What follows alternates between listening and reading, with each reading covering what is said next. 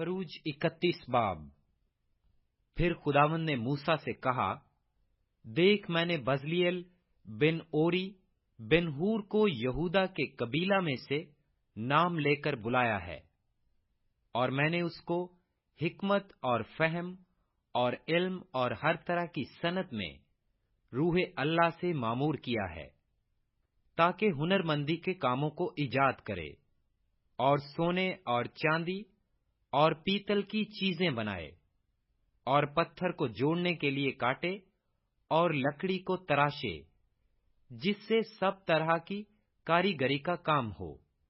और देख, मैंने अहलियाब को, जो अखमेसक का बेटा और दान के कबीला में से है, उसका साथी मुकर्रर किया है, और मैंने सब रोशन जमीरों के दिल में ऐसी समझ रखी है कि जिन जिन चीजों का मैंने तुझको हुक्म दिया है, उन सबों को वो बना सकें, यानी खैमाए इज्तमा और शहादत का संदूक और सरपोश जो उसके ऊपर रहेगा, और खैमा का सब सामान और मेज और उसके ज़रूफ, और खालिस सोने का शमादान और उसके सब ज़रूफ, और बखूर जलाने की कुर्बानगाह और सोख्तनी कुर्बानी की कुर्बानगाह और उसके सब ज़रूफ, और हौज और उसकी कुर्सी, और बेल बूटे कढ़े हुए जामे, और हारून काहिन के मुकद्दस लिबास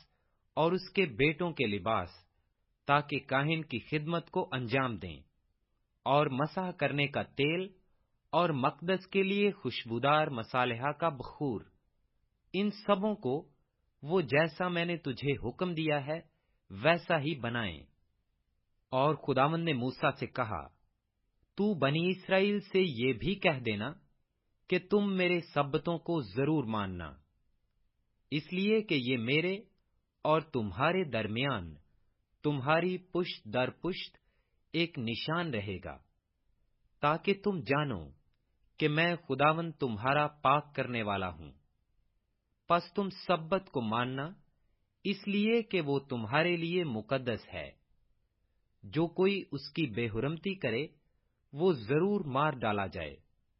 जो उसमें कुछ काम करे, वो अपनी कौम में से काट डाला जाए। 6 दिन काम काज किया जाए, लेकिन 7वां दिन आराम का सब्बत है, जो खुदावंद के लिए मुकद्दस है। जो कोई सब्बत के दिन काम करे, वो जरूर मार डाला जाए।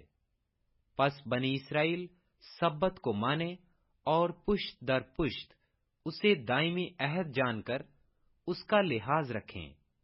मेरे और बनी इस्राएल के दरमियान ये हमेशा के लिए एक निशान रहेगा, इसलिए कि 6 दिन में खुदावंद ने आसमान और जमीन को पैदा किया, और 7वें दिन आराम करके ताजा दम हुआ। और जब खुदावंद कोहे सीना पर मूसा से बातें कर चुका, तो उसने उसे शहादत की 2 लोहें दीं। वो लोहें पत्थर की और खुदा के हाथ की लिखी हुई थीं।